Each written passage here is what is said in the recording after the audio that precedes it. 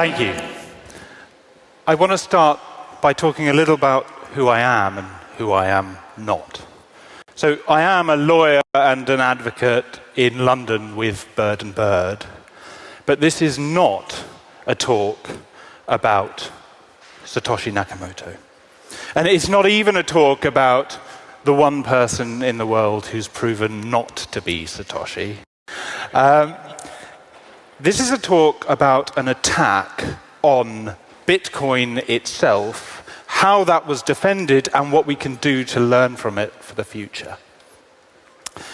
And let me be clear, I am not the lawyer who took down the lie. I was part of a team, a dedicated team, who fought against that lie for 3 years. And so this is a talk about the future, to prevent it happening again. But first, I'll step back more than 150 years to London in the 1860s, when the Palace of the Royal Courts of Justice was only an architect's drawing. And around that time, a man came forward to claim the name of Roger Tichborne. And now Roger Tichborne had been dead at sea for many years, but this man didn't just claim the name Tichborne, he claimed the family title of Baron and the family fortune to go with it. The trial was the sensation of Victorian London, and it lasted months, and every aspect of his claim was totally unseated. The real Roger Tichborne was raised British and spoke fluent French, but this man only spoke Australian English. And it turned out that he was a butcher named Arthur Orton from Wagga Wagga in the deepest depths of rural Australia. There have been many books about the Tichborne trials. But the name Arthur Orton is pretty much forgotten to history, because the books aren't about what he did, they're about the consequences of his actions. Because fraud is society's poison. This man also came out of rural Australia. He claimed a name that was not his, and the name he claimed was Satoshi Nakamoto. And in the opinion of his own people, his fraud was worth hundreds of billions of dollars. Now, we won't ever know what motivated him. Maybe he just wanted to be the Baron of Bitcoin? Was it for the money or respect or power? I can only guess. But I ask, who is Craig Wright? And the answer is, it doesn't matter. That's the wrong question. Don't focus on the butcher. Think about the social poison and the consequences of those actions, and how we can heal from it. And here they are, the actions. He started many cases, and there are more besides.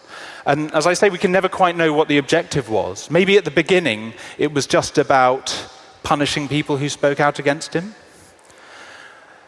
And he began to win cases and threaten more and more people. And some of them couldn't afford to defend themselves. He claimed copyright in Satoshi's works and sued to take the white paper from Bitcoin.org. And that's run by Cobra under a pseudonym. But a pseudonym can't participate in law. So Craig Wright walked away with an easy victory, as if his claim had been legally recognized. And he went higher. He asked for vast wealth. He asked for rights in the name Bitcoin itself, like it's a trademark. And when he sued the developers of Bitcoin, a long list of the contributors themselves to this open source system, he asked for them to change the code, to reassign Bitcoin to him that he never owned in the first place. Can you imagine the effect if a court can control Bitcoin's code? People say it would have been a hard fork, no problem.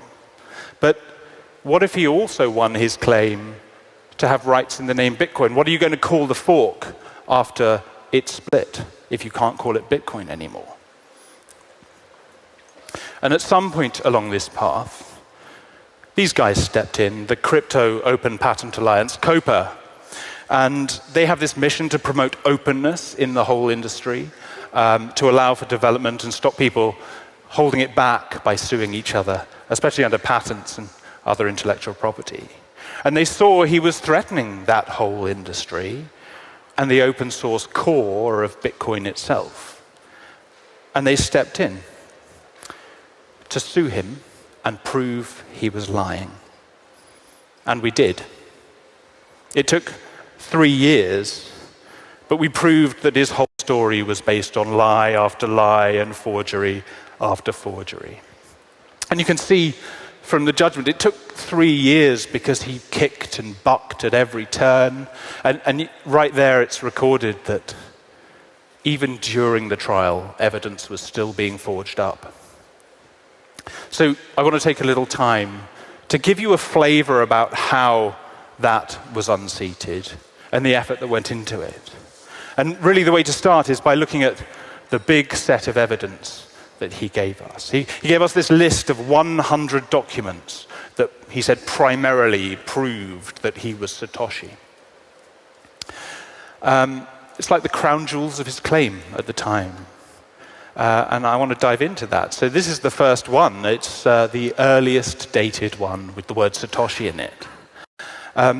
And it's about 27 pages, but I've got some snips here. The point is that zooming in and reading it, you can see that it says, I've released online as an anonymous programmer using the pseudonym Satoshi Nakamoto. And of course, it's got Craig Wright's name on the top. And it's dated, and I say backdated, to October 2008, right at the beginning of when Satoshi came onto the scene. Big evidence, if it's true. It's a Word document, but you can see it here in the binary content of the file as well there. But as we looked through the innards of that file, we saw something weird. It says, to date, over 17 million Bitcoin are estimated to be into circulation. That's weird. So we look a bit further, and you see that there's actually a draft embedded in the bottom of this document, invisible, forgotten. You can't see it in Microsoft Word, but it's actually a palimpsest of the original document before the forgery began. So what do we find? It's flipped. Bitcoin was first released in 2009. Funny thing to say in 2008, right? And actually, it looks like our Satoshi here was Googling how does Bitcoin work in 2013. There was so much more in the digital stuff, complicated things, embedded timestamps encoded 3 levels deep and undocumented that our experts managed to uncover and present to the court. Every document was different, some really complicated stuff. And then there was this, hard copy. Some people are going to recognize this. It's a document that was put into 3 court cases in continents across the world, and none of them undid it. It's said to be the handwritten minutes of the first meeting where Bitcoin was ever discussed. Nobody could undo this. It took us a year and a half. But we managed to track down the lady who was responsible for running the printing presses in the factory in China where this pad was printed, and she had all her old records, and they dated back to 2010. So this pad, which wasn't actually printed until around 2011, couldn't have been the first record of Bitcoin. I think we'd all heard about Bitcoin by then. And then this preprint of the white paper, done up like the word Craig Wright are sliced through and replaced with Satoshi. The decision to use a pseudonym, that's the whole claim right there. Coffee stains and rusty staples, so it must be true, right? That's a scan, but it actually came up twice. Here's a photo, and you can see how the coffee stains are the same in this one dated 2008 and the other one that was August 2019. But by August 2019, He hadn't gotten around to writing Satoshi on it yet.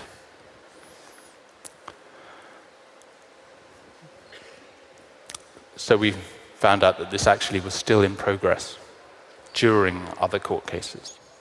It's a big whoops. And then for a last example, back to digital, a big one, because this is the software that Satoshi himself actually used, OpenOffice, to write the white paper. And it's the same thing right down to the build number 9286. But the thing about open source software is you can just talk to the developers, and we did.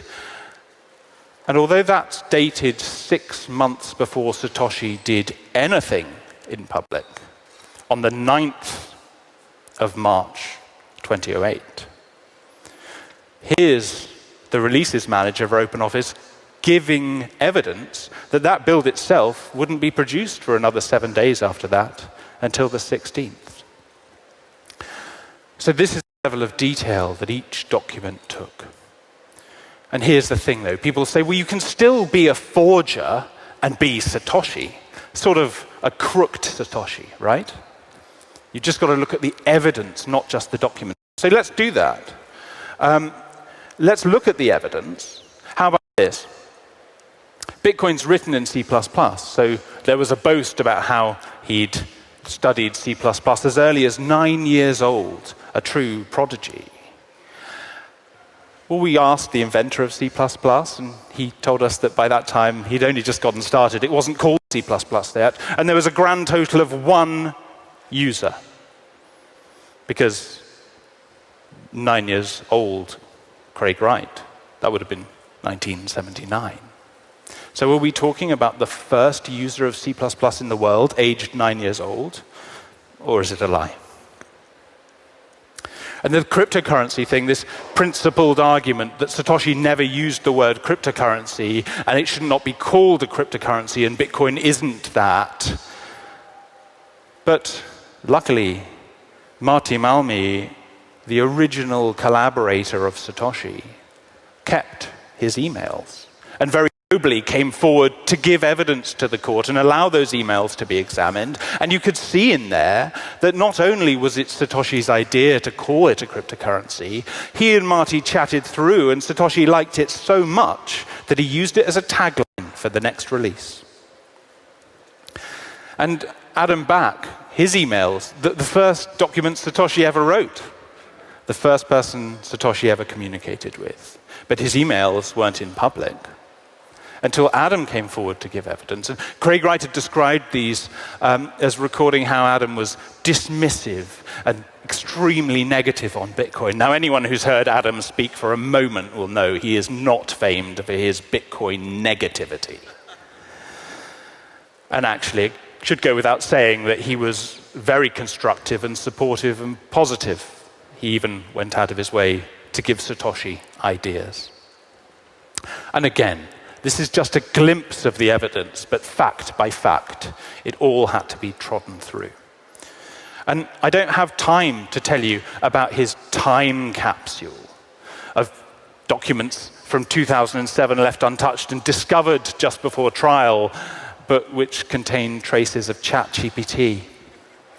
And I don't have time to lay out the history of his LaTeX files, said to be the original source of the white paper, but which expert testimony ripped apart, and the metadata on the cloud platform that he had used recorded his every keystroke, showing that it had been forged up at the end of last year for the trial.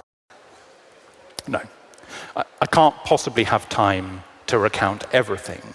But what we do see is 150 years ago and today, somebody coming forward with an extremely time-consuming and spurious claim to a name that they don't deserve and a legacy that is not theirs. The Tichborne fraud could have put a butcher into money, but Craig Wright's fraud could have butchered the money itself. So can we stop history from repeating itself again? And I think that there are 4 things. The first is to beware of the idea that this is in some way clownish. There's I think, which comes out from these debunkings and lies that are exposed time after again, like punchlines in a stand-up gig that exploded over everybody's screens for a few years. But just think about the effort that went into each one of those punchlines. And yeah, it's funny to see them laid out like that at the end, but it was a big ramp up to them. And the people who've been in the case realize that there's a sort of horror to it. And speaking for myself, it's some of the most draining work I've ever been involved in, and I think that's true of the whole team at Bird and Bird. So I say, let the butcher of the story fade away. Let the butcher be a farce, but remember the poisonous actions and how you can heal from them. Be vigilant. Keep in touch and communicate. And that brings me to my second thing, which is about cooperation and community. Because what Bitcoin has is this amazing community, and it's still a developing industry, so definitely keep pushing. Do your own thing, develop, drive adoption. But think about how you can do it cooperatively rather than destructively, because if adoption and utility goes up, it's great for everyone.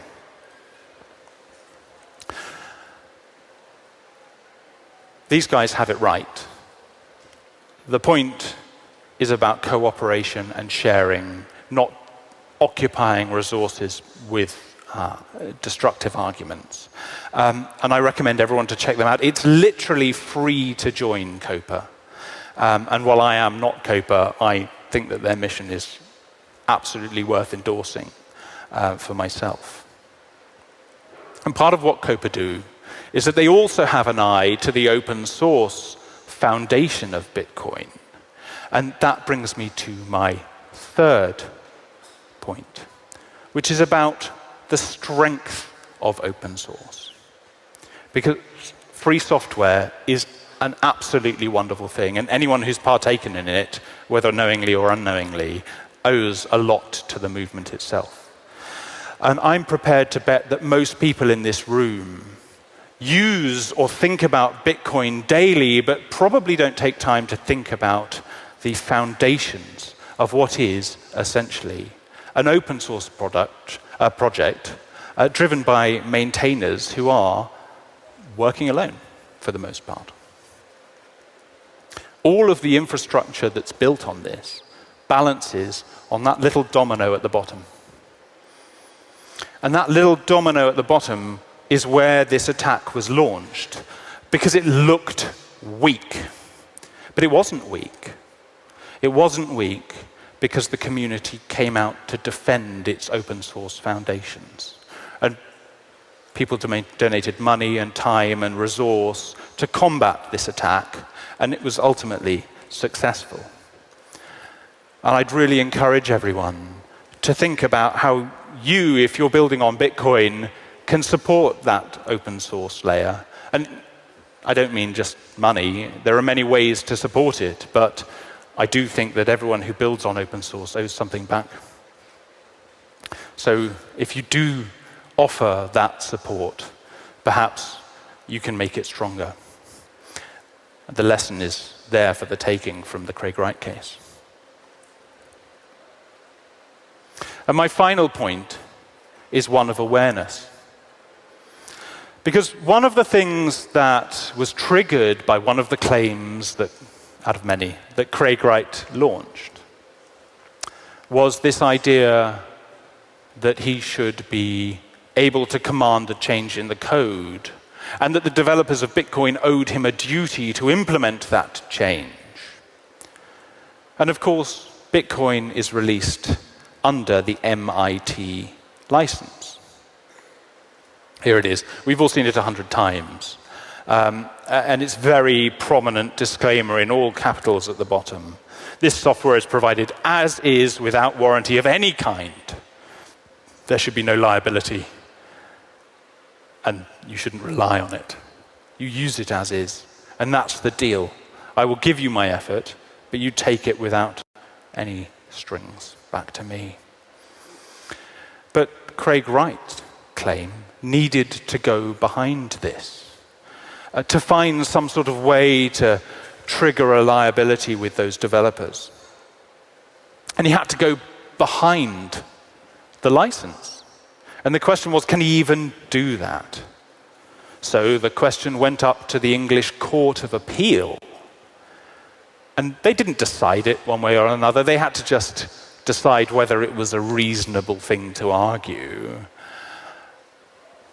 But they did say that there was a real possibility, that it would work to impose duties on the developers of Bitcoin to the industry as a whole. That it might require keys to be reassigned in software. And the court went further. They said that it might realistically require changes to the code, a duty to introduce new lines of code into the system. Now, as I say, it wasn't a finding that this ought to happen, or even that the law should change to allow this, but it was a finding that it should be thought about. And that, for many people, is a chilling thought. Because it's entirely possible that the open source layer of Bitcoin, the developers themselves, may need support to meet whatever liability arises out of this if it's ever pursued. And that case is going to sit there as a potential argument for anyone to use who loses their Bitcoin keys. It will be a hard fight, but it's the kind of hard fight that people enjoy when they feel desperate. It goes even wider because the MIT license is probably the most used permissive license in the world. So if it works for Bitcoin, maybe it would work for others. Maybe other software foundations will find that they are suddenly exposed to this liability. And as a matter of awareness and policy, everyone needs to understand that this is a risk. And it's a risk that can only be defrayed with the support of each industry. I just want to close with a small irony to prove to you how deep the open source movement goes into our society. Because this judgment is released by the court on the National Archives of the United Kingdom. That's where the courts put their judgments. And if you examine the judgment itself, you find that this was written with open source software itself. I mean, talk about a sucker punch. But you know, it goes deeper even than that. Because when the National Archives set up this resource, it created a new license. It calls it the Open Justice License. And if you scroll all the way down and look at the bottom of the judgment and activate that page, you see a very familiar looking phrase under which the court's judgments are released to the world. No warranty. The information is licensed as is to the maximum extent permitted by law. The licensor does not guarantee the content. And we all know the heritage of that. So one way or another, something's going to have to change. Till then, forget the butcher. Cooperate and do support the industry and the great foundations on which it's built. Thank you for listening.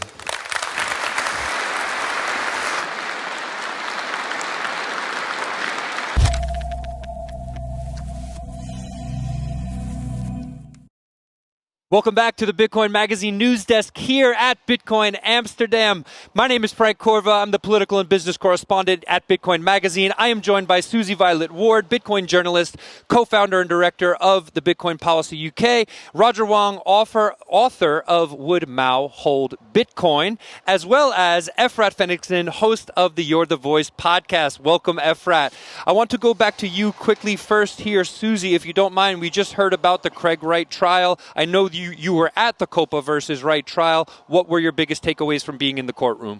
It really was a moment of history, and Bird and Bird did a phenomenal job. There were pages of forgeries, and the cross-examination with Craig Wright lasted about 6 solid days.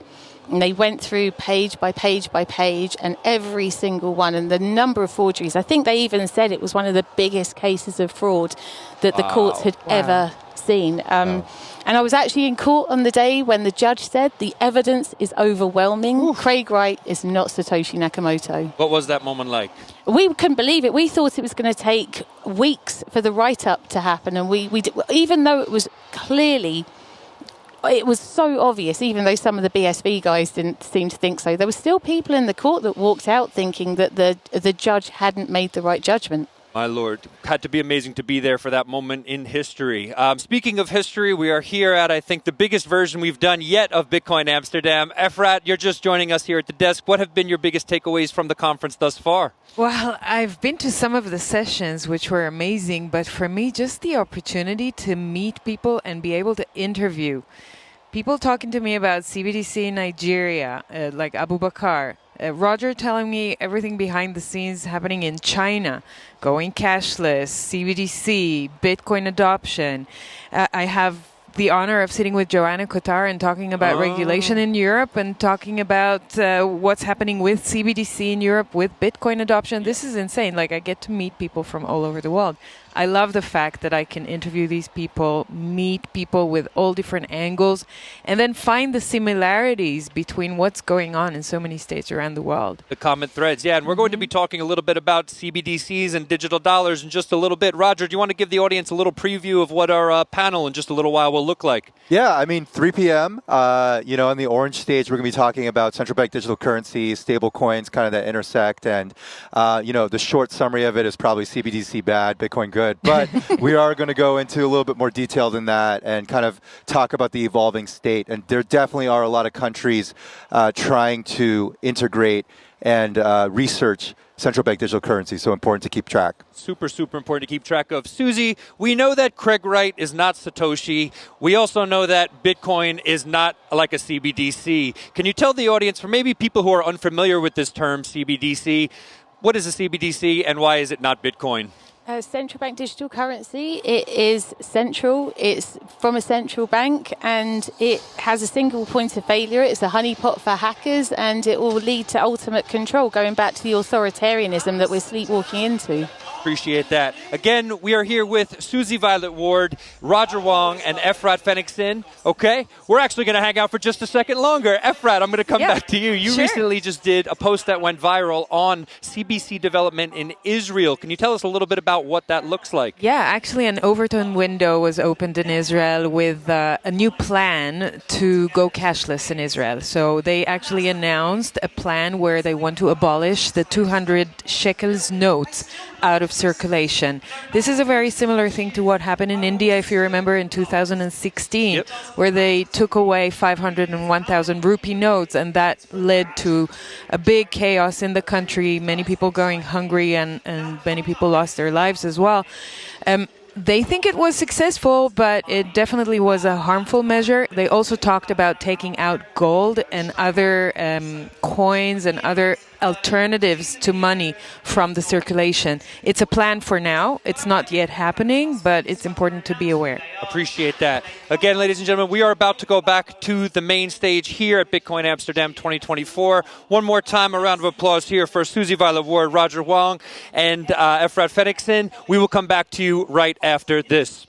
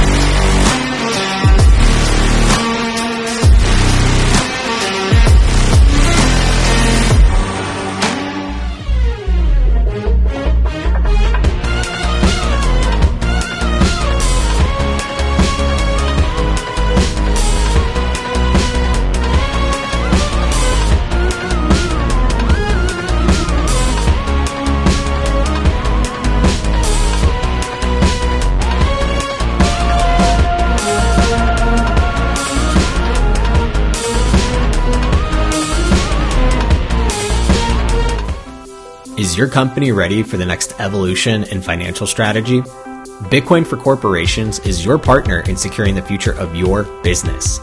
With exclusive membership benefits, our comprehensive masterclass, and a network of trusted service providers, we provide the insights and resources to help you incorporate Bitcoin into your financial strategy, ensuring stability and long-term value. Strengthen your business. Innovate with confidence. Bitcoin for Corporations, protecting your treasury and positioning you for the future.